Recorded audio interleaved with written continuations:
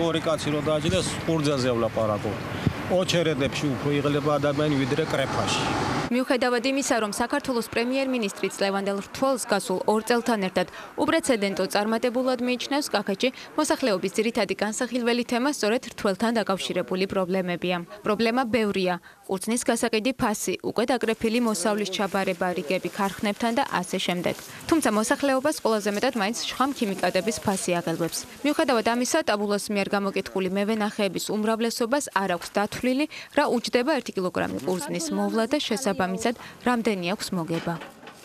ვინ გვეკითხება განაცვალე კმაყოფილები ვარ თუ არა ვარ? კმაყოფილებაზე ვინ არის განაცვალე? გლეხი შურო არ დაფასებულა და არც დაფასდება. არასოდეს არ დაფასდება გლეხი შურომა და არც დაუფასები არავის. ის რასაც ველოდებოდით და რასაც არავინ არ შეასრულა. და ვინც იყო კიდე გაგვიყარე რომ გლეხობას ეპირდებოდა პენსიის მომატებასაც და ყველაფერსაც. მე ვენახე 85 კაპიკად ჩაუბარებს ყურძენ მე ეს ფულ გადამიხდის მუშათ რო წამიყვანს არ გადამიხდის. იმიტომ რომ არ ოღის მუშის დაჭერა და ფულის გადახდა. წაგვიყვანენ დილით 7-ის ნახევარზე საღამოს 9 საათამდე ვმუშავთ 25 ლარი. მოვალთ მაღაზიაში შევალ რომ რაღაც არაფერი არ აქვს და ეს მეტ აღარ გვიმატებს ჩვენ, იმიტომ რომ ამai აღარ ოღის ის მომატება. შხამქიმიკატები რიაფი იყო არაფერიც არ არის 80 კაპიკით საკმარისია. მაგრამ შხამქიმიკატები გწოვს ჩვენ. ეგ არის ძალიან ძვირი. აი ეგ და გვიაფერ ამ ჩვენმა მთავრობამ ეგ გაიცაკნან. მაგაში შეერევენ ყურძნის ფასებში კი ნუ ერევიან. არ ვერევითო, მაგრამ ერევიან ძალიან კარგად. კერძო ქარხნები დაკეთე და ძალიან ქარხნები იღებენ ახლა ეგ არის ეს. შხამქიმიკატები რო იაფი იყოს, კიდე ხელს ჩაიქნევდა ადამიანი, მაგრამ მამას სისხლის ფასი აქვს. ნისიათ არ იძლევიან. ეს ნაღდი ფული კიდე აღარ არის. ძირითადი შემოსავალი ვენახი და ატამი. ატამსაც იგივე მოწამლა უნდა 7-ჯერ 8-ჯერ, ვენახსაც 8-ჯერ 10-ჯერ უნდა მოწამლა. ეს ნაღდი ფული არ არის, რომ ხალხა იარსებოს და იყიდოს შხამქიმიკატები. ღვინის ეროვნული სააგენტოს ოფიციალური მონაცემების მიხედვით 8 სექტემბრის მდგომარეობით მხოლოდ გურჯაანში 25 კომპანია აპირებს 2015 წლის სეზონზე ყურძნის ჩაბარებას. მიუხედავად ამისა, რამდენიმე ქარხანასთან ყურძნით დატვირთული მანქანების რიგები საათების, ხშირად კი დღეების განმავლობაში გრძელდება. 35 კაპიკი სუბსიდია, 15 კაპიკი ჩაბარება. 40 კაპიკი გამოგვივიდა, 40 კაპიკი ხარჯები და ჩავაბარებ და ლოზოზი ვარ. მაგას დიდი ანგარიში უნდა ხალბატონო. თელესია უნდა. გასხვლიდან დავიწყოთ გაფურჩინით დამთავრებული დაკავებით, გათოხნით, შესარვით, გარემონტებით. დაახლოებით ერთი პლანი გვიჯდება 200 ლარი. ზაგებაშია, მაგრამ მთელი ამოდენა ხალხ ვალები აქვს ბანკისა. რით უნდა გამოვიდნენ აზი არ ვარ. მოხუნები წამალი შხამქიმიკატია ძვირი ძალიან. და დავისებურად 1 გექტრი მოწამლა, 1 გლეხი ერთ მოწამლაზე 1200 მენდი უჯდება და აბა 10-ჯერ 12-ჯერ მოწამლა უნდა ვენახ. 1 გექტრი დაკრებაზე 1-30 კაცი უნდა რომ დაკრიფე მაასწრო მაიტანო ქარხანაში. აქ მოდივართ ოჩერედებია. მოდივარ დილით და საღამომდე დილის 5 საათთან ვერ ვცლებდა.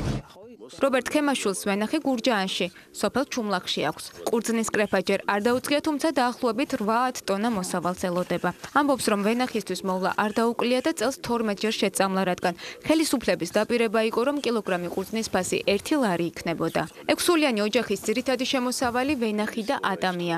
რობერტ ქემაშვილი არ გამორიცხავს, რომ თუ ყურძნის ფასი არ გაიზრდება, ვაზი აყაროს და ატამი ჩარგოს, რადგან ეს უფრო მარტივი და შემოსავლიანია.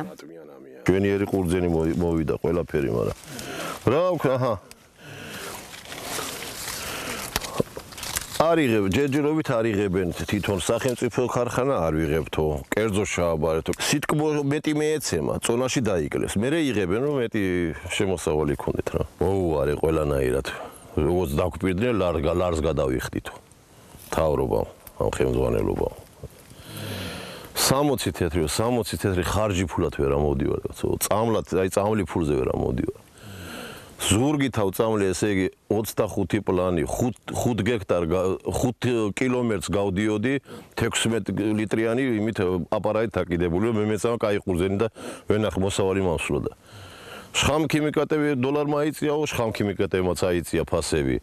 ყველაფერმა და გლეხი შრომა არაზოს არა ფასდება და არც დაფასებულა. პრობლემები ყურძნის ჩაბარებასთან დაკავშირებით არა მხოლოდ რქაწითელისა და საფერავის მფლობელებს აქვთ. ტაბულა გურჯაანში ესაუბრა ქალბატონს, რომელიც ამბობს, რომ აქვს ეგრეთ წოდებული სუფრის ყურძენი, რომელსაც წლების წინ შამპანიურის ქარხნები იბარებდნენ, ახლა კი ვერ ყიდის. მრავალსულიანი ოჯახის შემოსავლის ძირითადი წყარო ვენახი იყო, თუმცა ყურძნის გაყიდვის პრობლემის გამო ოჯახმა თონე გააკეთა და პურს ყიდის. ეხლა აღარ არის ეს შამპანიურის ქარხანა რომ ჩაბარდეს. არც სხვა ქარხანები არ იბარებენ ამ ყურძენს. სად წავიღო ეს 5 ტონა მე? სად დავწორო? არც ჭურჭელი მაქვს იმდენი. სად წავიღო? ადგილობრივ აღარ იყიდებ. რაღაცა გზა მოვნახე რომ რეალურად რაღაცა მენახა. რომ რაღაცა ყოველდღიური ან საჭმელი კონდეს, ან რაღაც საკვები ხო უნდა ვიყიდოთ, არა პატარა ბავშვის პატრონიცა ვარ და ოჯახსაც ჭირდება. ასაკიანებიც ამყვანან სახში.